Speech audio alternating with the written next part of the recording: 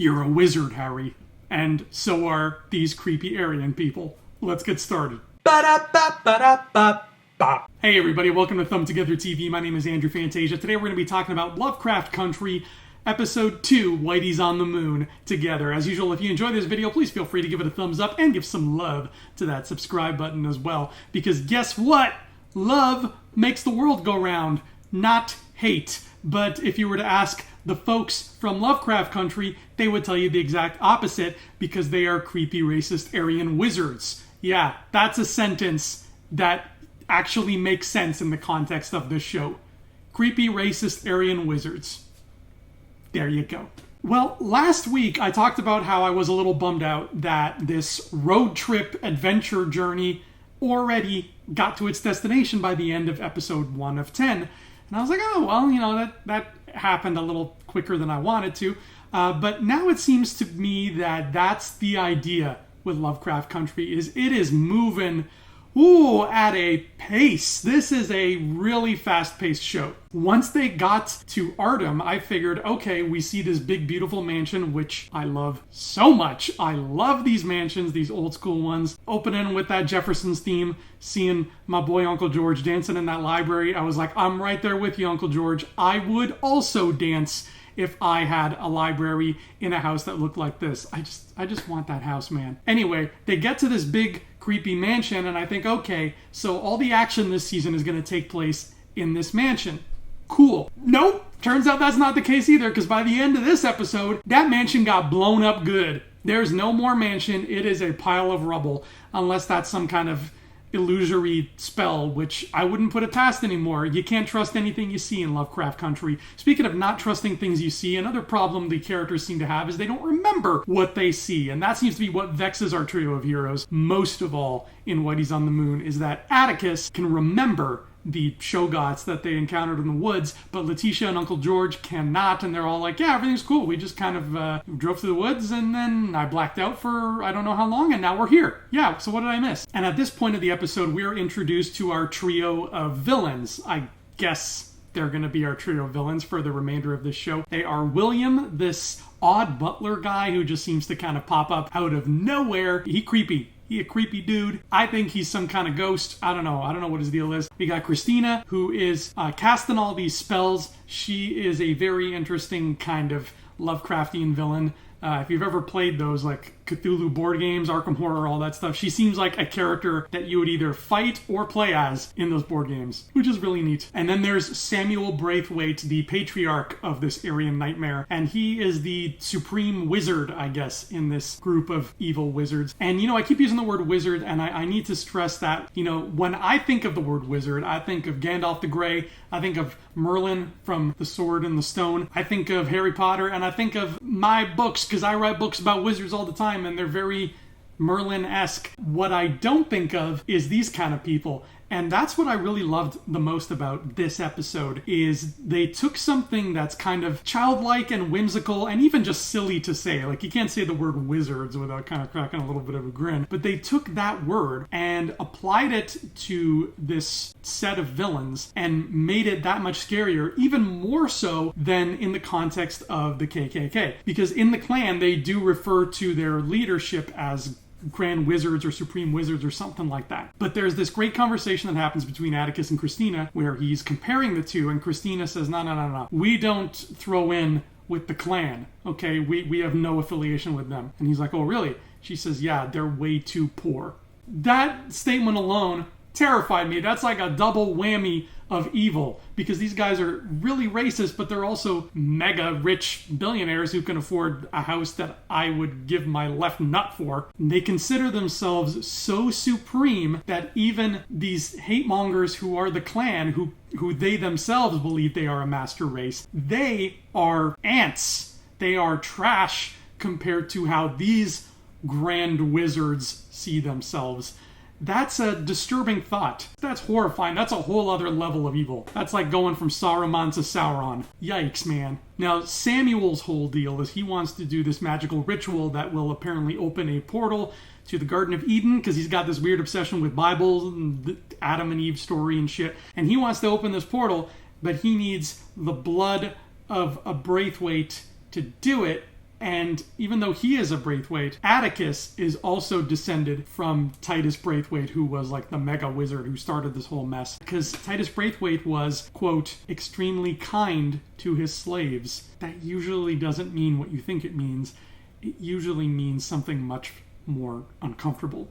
And that's exactly what happened. Yes, Titus Braithwaite was extremely kind to a particular slave woman, and that particular slave woman ended up giving birth to someone who is eventually traced down genealogically to Atticus Freeman. Which, to make a long story short, means that his blood has all the proper mojo that Samuel needs to open this portal to Eden. So he shoots Letitia and he shoots Uncle George, and he's like, okay, I'll help them. I'll use my wizardry to cure their wounds, because I wounded them pretty badly, if you do this thing for me. And he's like, fine, I'll do it. And so they strap him up and do this thing, and then it all goes awry, and we lose the beautiful mansion, and we also lose Uncle George, man. My favorite character did not make it out of this alive. Oh, and also they found Atticus's father, and he had this great little conversation with George before George died, where it was implied that George might be Atticus's dad, because they both were in love with the same woman, who I guess ended up marrying Montrose Freeman. Now, Atticus was not in the room. He was too busy being chained up to an Eden portal, so he didn't hear this information, but when that comes to light, I'm sure it's going to cause some friction between our new trio of heroes. But now we are -1 Uncle George, R.I.P. buddy. We are -1 beautiful mansion, R.I.P. beautiful mansion. We are -1 supreme warlock, because Samuel apparently crumbled to dust. He got turned to stone, and it looks like he's dead. Looks like that's it. Looks like all those weird cultists are dead. We don't know what happened to Christina. We don't know what happened to William.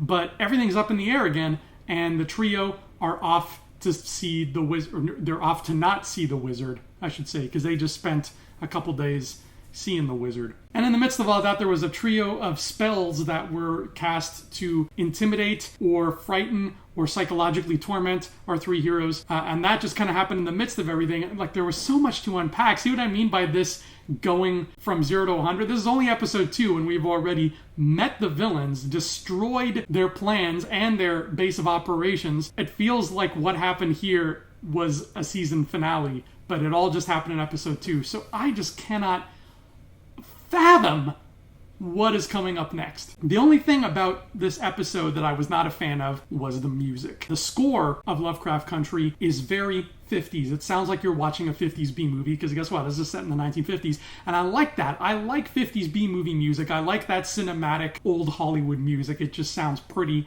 It warms my little heart, but it just did not fit with what was going on. They played it at the weirdest moments. Uncle George stumbles across like a secret passage with a library, and he finds a book with a big magnifying glass. It's all very Call of Cthulhu. It's this quiet, dark library, and he's walking slowly, and he sees these books, and the music is as bombastic as like a lightsaber duel during Star Wars. The music has that level of ferocity, and I'm like, it's just a guy slowly walking and looking at books.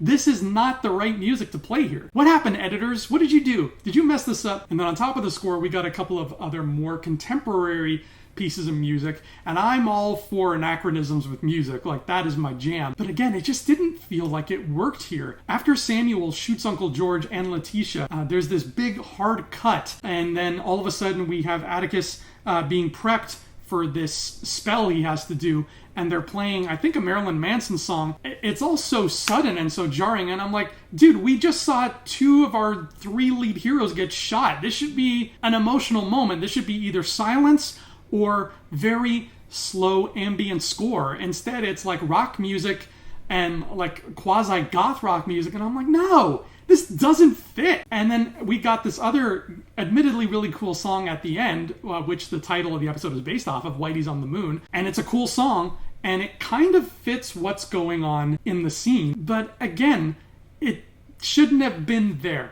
I think. You have Atticus in this robe, and this magic is happening, and there's electricity swirling around him, and for the first time in the context of the show, we are seeing sorcery do something otherworldly and opening a gate to another world, which is a very Lovecraftian kind of thing. It's very tied into the whole mythos of it. This is where that score should have come in, that big bombastic brass and strings and percussion score that instead we got when a guy just walks into a library and looks around. This is where that should have been, and instead it's this very, admittedly very beautiful piece of music about the African American culture in, again, what I'm assuming is the late 60s, but that doesn't fit with this giant swirling spell maelstrom that's going on.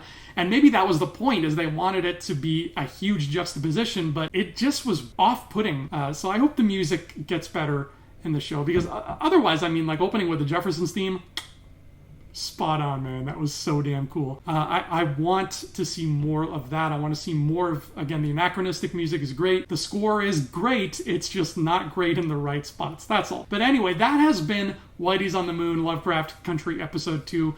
I'm still pumped for the next 8 episodes. Again, I have no idea what's going to happen next, because this show is friggin' on crack, and it just goes at its own pace. And man, that pace makes Sonic the Hedgehog blush. So I'll see you all here next week for episode 3 of Lovecraft Country. Thank you for watching Thumb Together TV. My name has been Andrew Fantasia, and you are amazing. I'll see you next time. Until then, adios.